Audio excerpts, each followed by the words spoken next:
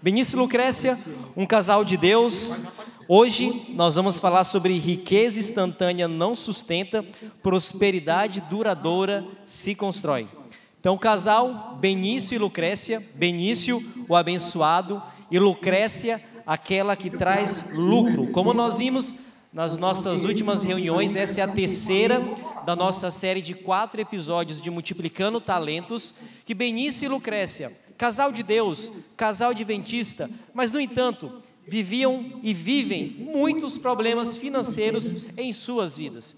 Benício e Lucrécia possuem sonhos, possuem metas, mas nem sempre eles conseguem alcançar aquilo que eles planejam. Por isso, estamos aqui falando da vida do Benício e da Lucrécia.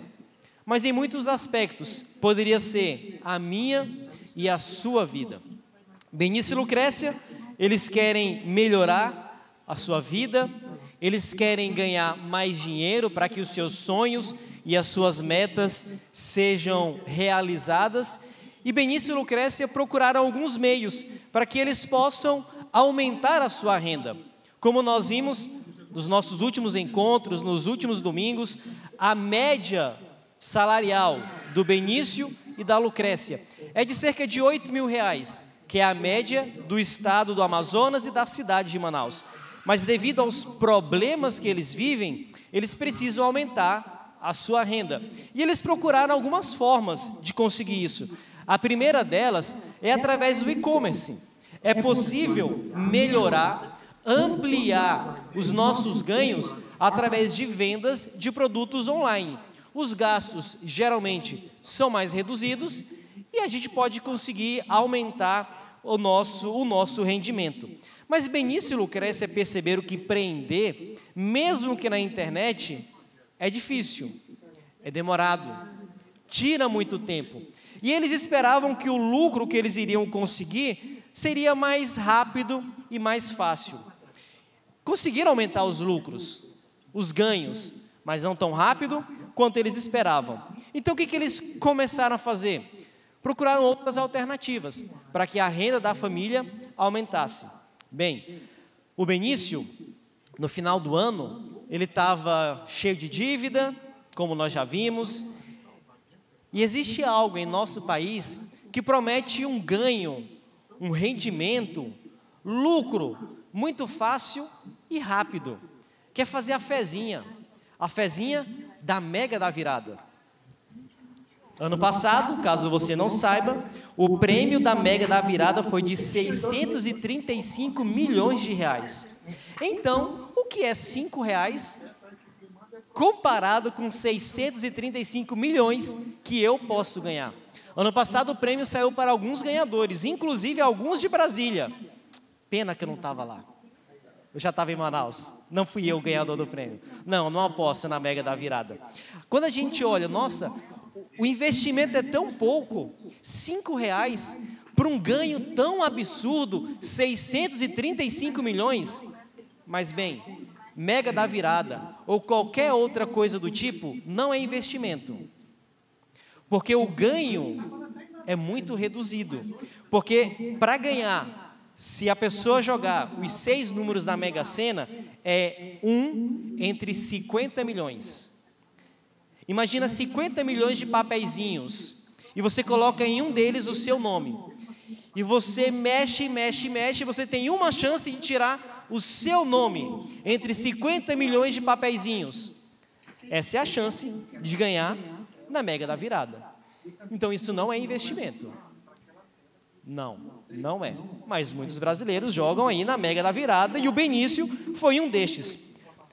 Não ganharam na Mega da Virada.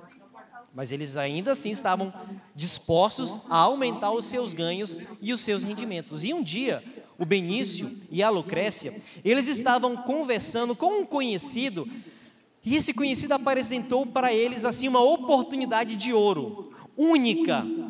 Na conversa que eles ali tiveram, aquele amigo falou assim: cara, invista em mim R$10.000 e eu prometo o retorno de 10% ao mês. Bem, não é o mesmo retorno da Mega da Virada, mas eles foram lá, tiraram R$10.000, investiram naquele camarada e começou a vir os 10% ao mês. no primeiro, no segundo, no terceiro mês, mas chegou um dia que os 10% se tornou zero. E não veio mais o investimento prometido pelo conhecido. Ok, chegou um momento que os 10% prometidos não chegou, e eles foram procurar o conhecido, mas o conhecido desapareceu. Eles caíram em uma pirâmide financeira. E muitas pessoas, infelizmente, em nosso país, caem em esquemas de pirâmide financeira. O que é o esquema da pirâmide financeira? Alguém te promete um retorno alto e rápido, e você sustenta outras pessoas. E você, por um tempo, começa a receber aqueles ganhos, mas chega uma hora que é insustentável, e a pirâmide cai.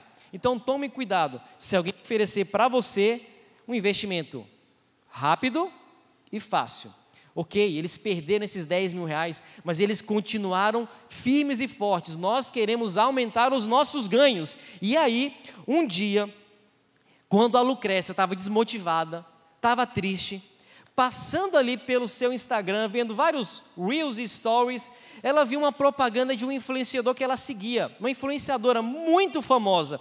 E assim, quando ela viu aquela propaganda, ela falou, eu vou entrar nisso daqui, porque também está prometendo dinheiro rápido, fácil, e é tudo que nós precisamos, vai cair como uma luva na nossa mão.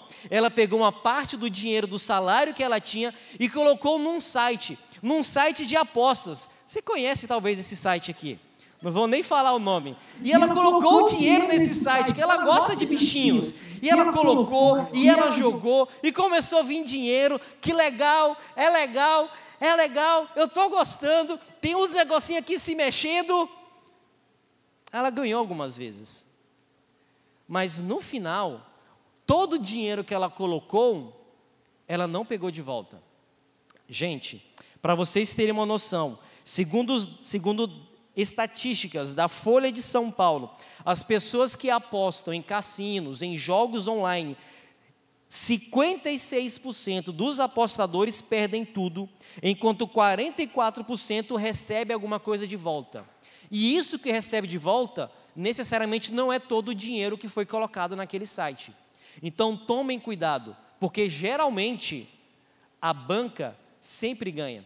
Para vocês terem uma ideia, no ano de 2024, segundo estimativas do Banco Central, cerca de 14% da população do Brasil, 24 milhões de brasileiros entraram e apostaram em jogos online. Então, se nós temos aqui 4 fileiras, uma parte de vocês, eu não preciso ser sábio, nem inteligente, nem profeta para saber que alguns de vocês talvez jogaram em apostas no ano passado. 14%, 24 milhões de brasileiros jogaram entre janeiro e agosto de 2024. Os jovens, segundo os dados do Banco Central, colocam cerca de R$100 em apostas online, enquanto as pessoas mais velhas, mais idosas, em média, jogam cerca de R$3.000 por mês. São 2 salários mínimos. E boa parte dos brasileiros jogam em jogos online. A Lucrécia não se saiu bem nessa. Ela não pegou lucro. Mas ainda falta o outro homem, né? O Benício. Será que ele melhorou? O Benício estava assistindo a TV. E ele gosta de futebol. E em um dos jogos do Campeonato Brasileiro que ele estava assistindo, ele viu uma propaganda ali. A propaganda das bets. A propaganda das apostas. E o Benício, ele conhece muito de futebol. Então ele foi lá, entrou no site, se cadastrou e falou assim, o meu time do coração, eu tenho certeza, vai ganhar esse jogo. E ganhou. E como ele ganhou, falou, olha, eu sou bom nisso. E ele começou a criar o hábito de apostar no time do seu coração. E as apostas das bets, elas não são somente tipo assim, meu time vai vencer. São várias. Quantos gols? Se vai ter escanteio, se o goleiro vai pegar, é quase que em tempo real. E o Benício continuou lá investindo e botando seu dinheiro e ganhando bastante dinheiro, mas chegou um ponto que ele começou a perder, mas eu não posso ficar para trás, eu vou colocar mais dinheiro, porque eu sei que eu sou bom, eu conheço o meu time, eu entendo de futebol. E o Benício gastando dinheiro atrás de dinheiro. Chegou um ponto onde ele começou a perder e perdeu todo o seu dinheiro. Estima-se que os brasileiros, no ano de 2024, gastaram cerca de 240 bilhões de reais em apostas. Isso é cerca de 2% do PIB do Brasil. Gente, 2% do PIB do nosso país sendo utilizado em apostas. Eu não preciso também ser profeta para saber que talvez alguém aqui entra também em bets também. O caso do Benício e o caso da Lucrécia são casos fictícios, mas que talvez alguém que está aqui possa estar envolvido nesse tipo de coisa. Gente, se você quer gastar o seu dinheiro, se você quer jogar como entretenimento, é o seu dinheiro, mas não imagine isso como uma forma de investimento e de trazer lucro, porque, no geral, ninguém lucra com isso, a não ser as casas de aposta, o cassino. Bem, Benício e Lucrécia, eles aprenderam a lição, eles não ganharam nada. Então, aonde que eles tiveram que ir para aprender como nós podemos investir o nosso dinheiro? Aonde? Na Bíblia. E a Bíblia traz alguns princípios para nós investirmos o nosso dinheiro. Até aqui, nós vimos alguns princípios. 5. Começa com confiança em Deus. A gente tem que se planejar financeiramente. Precisamos ser honestos, fazer uma poupança. Precisamos ter prudência. A gente precisa de que mais? A gente precisa de contentamento. Livro de Hebreus, capítulo 11, verso 5, nos diz o seguinte: conservem-se livres do amor ao dinheiro e contentem-se com o que vocês têm, porque Deus mesmo disse: nunca o deixarei, nunca o abandonarei. A gente precisa estar contente. Nós precisamos ficar contentes com aquilo que Deus nos deu e nos dá. O contrário do contentamento é a ganância. Muitas pessoas são gananciosas e querem mais, e mais, e mais. E veja bem, não há problema em nós queremos aumentar a nossa qualidade de vida, em termos mais recursos, para que nós tenhamos uma casa melhor, roupas melhores, comida melhor. Não há nada de errado com isso. O problema é quando isso pode se transformar em amor ao dinheiro e nós nos tornamos gananciosos. Porque, veja bem, sempre haverá alguém mais rico do que nós. Sempre vai ter alguém com mais dinheiro do que nós. E se eu sempre for querer ultrapassar o mais rico, eu nunca vou estar feliz, eu nunca vou estar contente e eu nunca vou me sentir satisfeito. Nós precisamos ser satisfeitos com aquilo que nós temos. Mas, claro, isso não é um impeditivo para nós melhorarmos. Mas hoje, com meu nível de vida, com meu estilo de vida, eu preciso estar contente. Porque se eu não estiver contente, eu posso conseguir mais e mais, mas nunca vai ser o suficiente. Nós precisamos aprender a viver com aquilo que nós temos. Sim, buscando mais, mas eu preciso estar contente. Senhor, obrigado. Obrigado pela minha vida. Obrigado pelo salário que eu recebo. Senhor, obrigado porque eu tenho condições de ter uma vida digna com a minha família, porque eu estou contente. Benício e Lucrécia, eles precisam aprender a ter contentamento. E nós também precisamos. O segundo princípio que Benício e Lucrécia descobriram na Bíblia foi o princípio do empreendedorismo. Eles foram ao e-commerce para vender, para conseguir mais dinheiro. E este é um princípio que nós temos na Bíblia. Nós temos uma parábola de Mateus capítulo 13, verso 44. Veja bem, as parábolas que Jesus contou na Bíblia, elas têm um propósito espiritual. Então, toda e qualquer parábola quer nos ensinar uma lição espiritual. Mas veja bem, Jesus utilizou em muitas de suas parábolas coisas que têm a ver com dinheiro, com finanças. Então, nós podemos pegar também o princípio financeiro. Em uma das parábolas mais conhecidas de Jesus, Mateus capítulo 13, verso 44, nós encontramos o seguinte: o reino dos céus é como um tesouro escondido num campo. Certo homem, tendo encontrado, escondeu de novo, e então, cheio de alegria, foi, vendeu tudo o que tinha e comprou aquele campo. Qual é o princípio? Aquele homem da parábola, ele descobriu algo que mais ninguém sabia. Naquele terreno, naquele pedaço de terra, tem um tesouro escondido. Mas ele foi honesto. Não se esqueça do princípio anterior que vimos semana passada. Nós precisamos ser honestos, precisamos conseguir o nosso dinheiro, conseguir o nosso sustento do jeito certo, porque somos cristãos.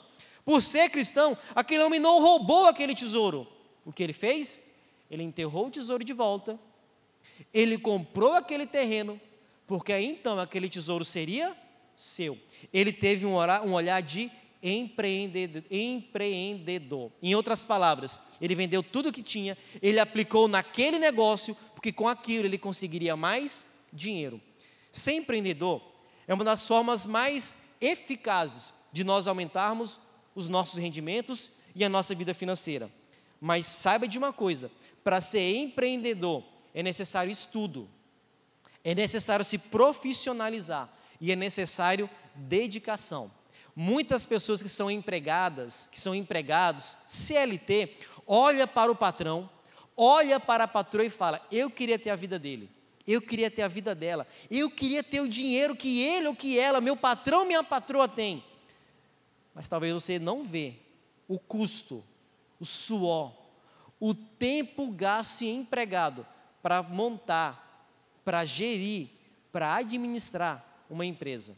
Minha família, enquanto eu morava em Brasília, hoje não tem mais, mas o meu pai tinha material de construção, e eu não gostava, tanto que eu não quis tocar o negócio da família, porque o negócio que dá trabalho é cuidar de empresa.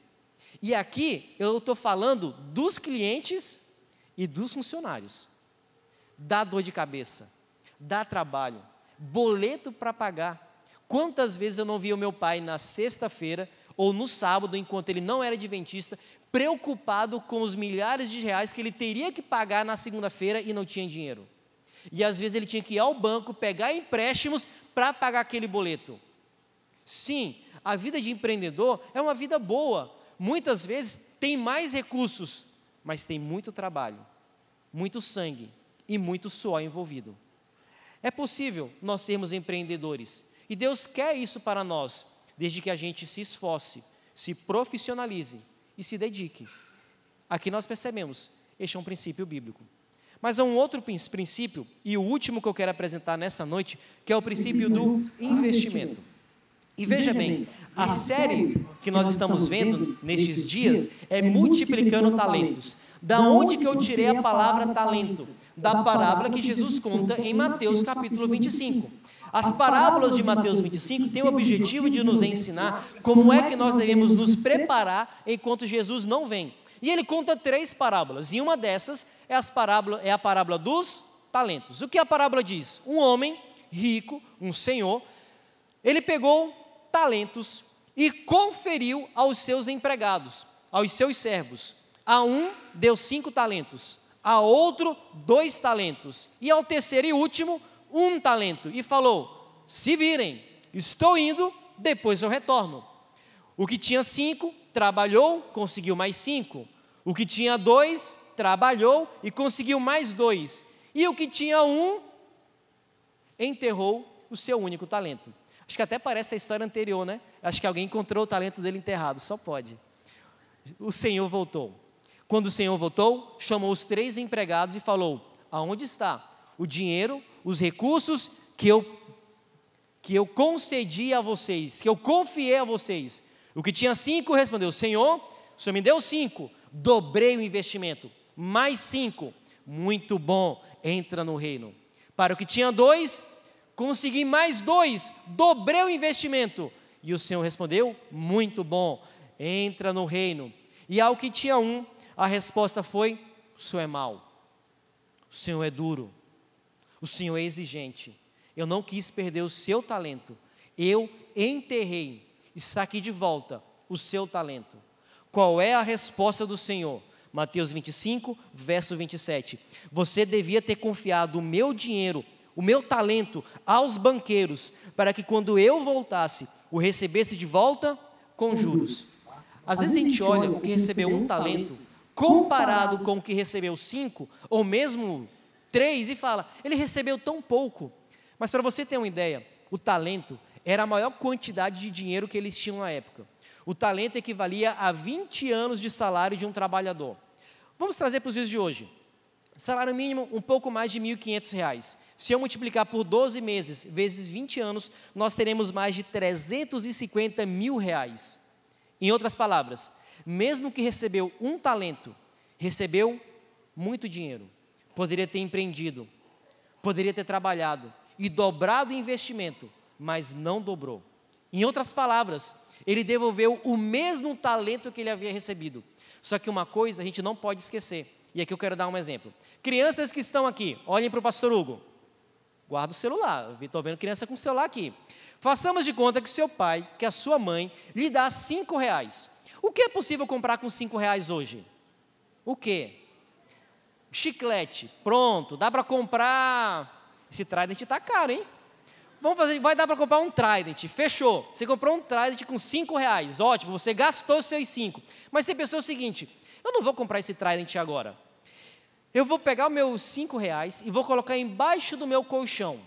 Em dezembro, porque é Natal e os meus pais estão endividados, eu sei que eu não vou receber presente, eu vou comprar meu Trident. E você juntou o dinheiro, colocou no seu colchão, e em dezembro você pega os seus R$5, os mesmos de agora, março, e você vai até o supermercado. Você pede o Trident, está aqui, ó, em março era R$5. Eu quero o mesmo Trident. É provável que não vai custar mais R$5. Por quê? Porque existe uma palavrinha que todo mundo precisa conhecer, que é uma palavra chamada inflação. O que é inflação? Basicamente é o nosso dinheiro perder valor.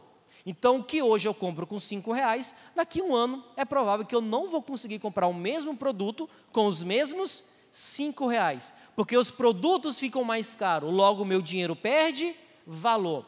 Quando aquele senhor recebe um talento daquele servo, para o servo ele falou assim: o senhor me deu um, eu estou devolvendo um. Só que tem um problema, aquele senhor demorou a voltar. E como ele demorou a voltar, de fato, um talento dado foi um talento devolvido. Mas a gente não pode esquecer o poder da inflação. Aquele talento não valia mais, ou não tinha mais o mesmo poder de compra de muito tempo atrás. Em outras palavras, recebeu um talento, devolveu um talento, aparentemente não perdeu nenhum dinheiro do Senhor, mas perdeu, porque veio o poder da inflação. Meus irmãos e minhas irmãs, a gente precisa fazer o nosso dinheiro trabalhar, o nosso dinheiro render, porque se nós segurarmos o nosso dinheiro, sim, a gente continua com a mesma cédula de R$5, mas aquele dinheiro, com o passar do tempo, ele perde valor. Qual é o princípio que nós encontramos nessa parábola de Jesus? A gente não pode deixar o nosso dinheiro parado. O que a gente precisa? Investir o nosso dinheiro, porque se não investirmos, o dinheiro perde valor. E aí, com base em tudo isso, Benício e Lucrécia, eles também foram aos escritos de Ellen White. O que é que eles podem aprender com Ellen White? E aqui eu trouxe 2 citações, e são as maiores citações dessa série, mas elas são bem importantes. Ellen White, no livro Testemunhos Seletos, volume 3, página 50, diz: Deus é quem dá aos homens a faculdade de adquirirem riqueza, e Ele não concedeu essa faculdade como meio de satisfazer o egoísmo, mas como meio de devolver ao Senhor o que lhe pertence. Com esse objetivo em vista, não é pecado adquirir riqueza. O dinheiro deve ser ganho com trabalho.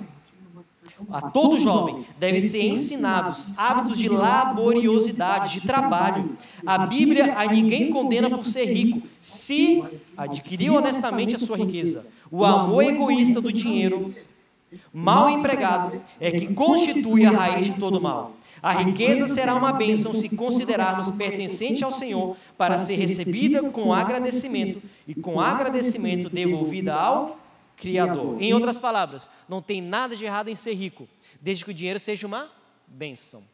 Segunda citação, Ellen White, Conselhos sobre Mordomia, página 243, diz: Instruiu-me o Senhor de que em reuniões a que assistiria, aqui ela está falando no contexto dela, tá? Ela iria para algumas reuniões e o pessoal daria algumas dicas para ela. e Deus mostrou para ela que encontraria homens incentivando nossos irmãos a empregarem seu dinheiro para operar minas.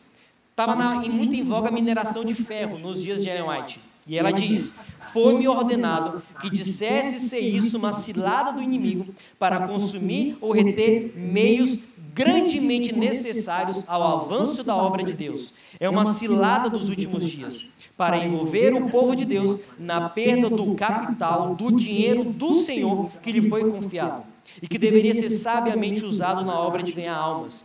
Visto tanto dinheiro ser empregado nesses empreendimentos tão incertos, a obra de Deus é tristemente invalidada por falta de talento que ganhe almas para Cristo. Em outras palavras, sim, nós encontramos na Bíblia o princípio que nós devemos investir o nosso dinheiro. No entanto, nós devemos tomar muito cuidado para não perdermos dinheiro, para não tirarmos o nosso dinheiro para estes investimentos e negligenciarmos os necessitados e a obra do Senhor. Então, uma coisa não anula a outra, mas a gente tem que tomar muito cuidado. Quando nós falamos de investimento, nós temos vários tipos de investimento em nosso Brasil. Por exemplo, o brasileiro, ele tem a capacidade, a expertise de negociar, por exemplo, comprando terras, comprando casa, comprando lotes, comprando fazendas, comprando casas, comprando apartamentos para revender ou para alugar. A gente, como brasileiro, a gente faz muito isso. E não há nada de errado com isso, porque é uma forma de se investir dinheiro. Mas, geralmente, este tipo de investimento consome muito capital. A gente tem que investir grandes somas de dinheiro. E para muitas pessoas, nós, os meros mortais, nem sempre isso é possível. Tirar uma grande quantidade de dinheiro para investir nisso. Existem outras alternativas que eu quero focar nessa noite.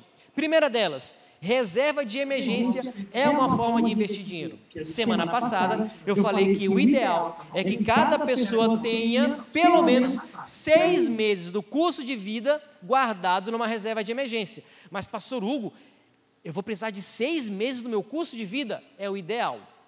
Eu e a Bárbara, quando a gente começou a pesquisar sobre isso, lá por 2018, 2019, a gente falou: amor, vamos fazer nossa reserva de emergência. E a gente gastou quase um ano para juntar o nosso dinheiro da nossa reserva de emergência.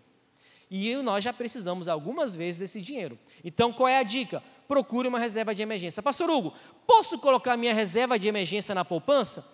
Pode, mas a poupança tem um problema.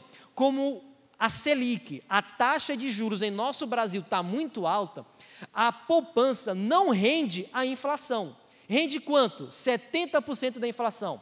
Então, se, por exemplo, a inflação hoje está em 14% em 25%, quanto que vai render a poupança? 0,5% ao mês, multiplicado por 12 meses, vai dar 6%. Em outras palavras, o seu dinheiro está perdendo poder de compra, porque a poupança não vence hoje a inflação. Quais seriam os outros locais que a gente poderia, então, investir o nosso dinheiro da nossa reserva de emergência? Tem vários bancos digitais, carteiras digitais, que você procura lá e você vai ver assim, ó, rende 100% do CDI. É uma palavrinha difícil. Basicamente, o que é o CDI? É a inflação. Então, se você encontrou um investimento que está lá, ó, rende 100% do CDI, vai vencer a inflação. Então, o seu dinheiro vai ter o poder de compra no 0 a 0. É uma alternativa. Pastor Hugo, eu tenho medo de pegar o meu dinheiro e colocar nesses bancos digitais, nesses lugares aí, porque eu sei que a poupança é garantida. E esses outros locais? Tem garantia. Existe uma seguradora chamada FGC, não é FGC, eu só estou resumindo aqui a história, tá? Que garante que se aquele banco quebrar, o seu dinheiro até R$250 mil está garantido. Então, existe um nível de segurança. Tá, mas existem outras formas da gente investir o nosso dinheiro. Por exemplo, a renda fixa. O que é a renda fixa? Você tem medo de perder dinheiro e você quer ter certeza de quanto você vai ter de rendimento, a renda fixa, ela é para você, porque tem menos risco. Existe a renda fixa pré e pós-fixado. É mais ou menos o seguinte: eu tenho R$100 para investir, eu vou lá no banco e coloco a 10%. Vou receber 10%. Ou então o meu banco vai colocar assim, cara, você vai receber 4% mais a inflação. É o pós-fixado. Investimentos de renda fixa têm prazo de vencimento. Daqui 1 ano, daqui 2 anos. daqui 10 anos, daqui 50 anos. E eu não sei se você sabia, você pode emprestar dinheiro para o governo. Sabia disso? Geralmente a gente paga imposto, né? E a gente não gosta de pagar imposto, mas você pode emprestar dinheiro para o governo. Ah, vou fazer porque eu sou bonzinho? Não. O governo vai te devolver de volta com juros, no Tesouro Direto. E aqui eu coloquei uma tela do dia de hoje. Se você for hoje no site do Tesouro Direto, você vai encontrar, por exemplo, pré-fixado, que em 2028 vai te pagar anualmente 14,48% ao ano. Pronto, é pré-fixado. Não, eu quero pós-fixado. Ali em 2029 vai te pagar a inflação mais 7,74% ao ano. Você sabe o quanto você vai receber. Então tem como você emprestar dinheiro e receber de volta com juros. É só para o governo federal que a gente pode investir? Não. A gente pode emprestar dinheiro para banco. Você já pegou dinheiro emprestado para o banco? Talvez sim. Você pode emprestar dinheiro para o banco. Olha aí, o plot twist. Quem manda em mim agora? Você pode emprestar dinheiro para banco. Você pode emprestar dinheiro para banco, e o nome disso é CDB. Você pode emprestar dinheiro para também outros bancos construírem casas. O nome disso é LCI. Você pode emprestar dinheiro para o agronegócio, plantar soja, e o nome disso é LCA. E geralmente esses investimentos têm seguro de até R$250 mil. Mas, pastor Hugo, eu gosto assim de ganhar dinheiro, eu gosto de risco. Existe a renda variável. O que é a renda variável? É uma renda para um perfil de investidor que não é aquele que tem medo de perder dinheiro. Pode perder dinheiro, e aqui tem que tomar cuidado. Não se esqueça do texto de Ellen White, que nós não percamos o dinheiro do Senhor.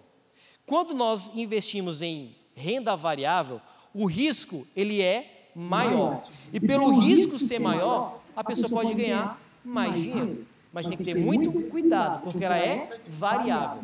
Por exemplo, existe renda variável de fundo de investimento. O que é isso?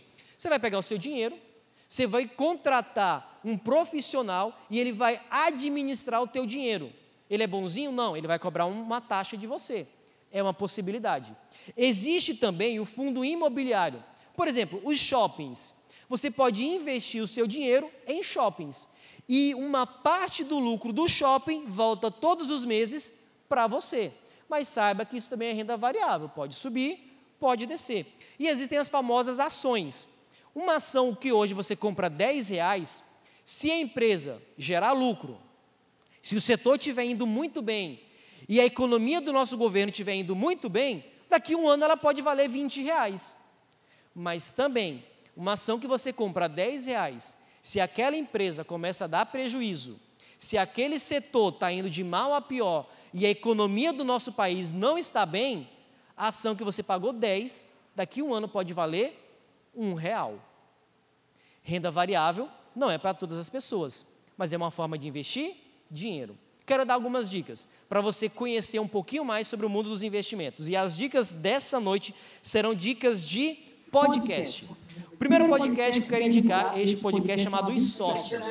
Se você quer ter uma veia mais empreendedora, se você quer conhecer mais sobre negócios e tudo mais, é um bom podcast para você ouvir, Os Sócios. Se você quer conhecer mais sobre mercado financeiro, ações, fundos imobiliários, tem 2 podcasts que eu te indico, que são o Stock Pickers e o Market Maker. Você encontra no YouTube, no Spotify, você encontra no Apple Podcasts, sobe no parênteses, a nossa igreja tem podcast, tá?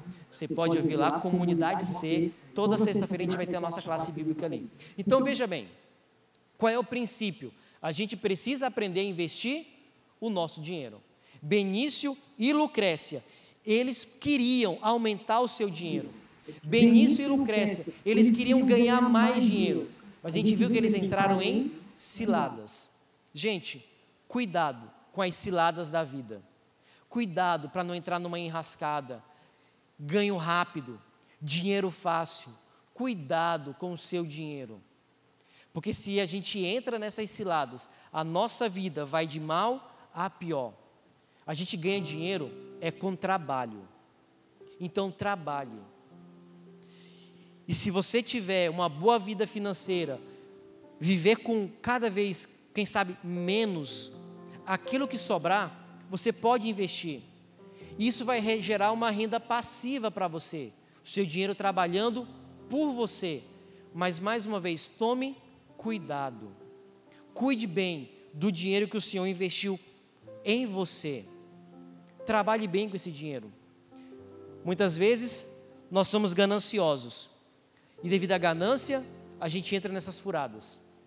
E a ganância impacta a nossa vida pessoal, impacta o casamento. Você está se matando de trabalhar e está perdendo o tempo dos seus filhos. Cuidado com a ganância. Administre bem o dinheiro que Deus te deu, porque Deus quer que nós multipliquemos o dinheiro que Ele nos concedeu. Porque se nós trabalhamos muito, a gente precisa, na medida do possível, ter uma boa qualidade de vida. Mas para isso a gente precisa multiplicar os nossos talentos. Então, se não está sobrando dinheiro, veja o seu orçamento. Está sobrando dinheiro? Não gaste tudo. Faça esse dinheiro render.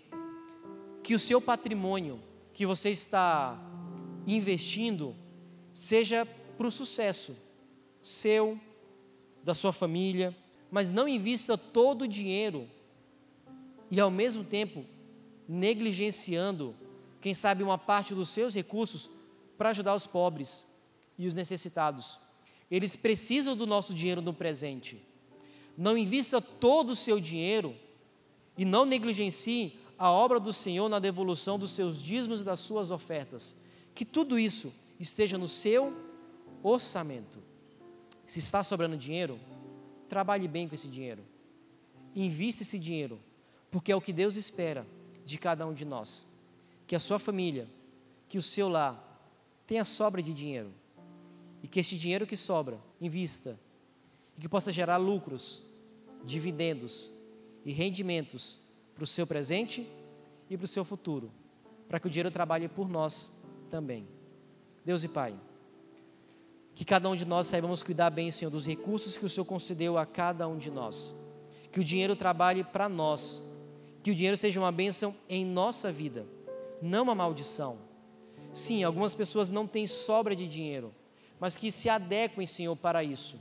E aqueles que já têm sobra de dinheiro no final do mês, que possam estudar, que possam investir, para que sigamos o conselho da Bíblia, para que aquilo gere lucro, para que aquilo gere rendimentos. Senhor, abençoe a cada um de nós, aos nossos familiares e a nossa vida. Oramos em nome de Jesus. Amém.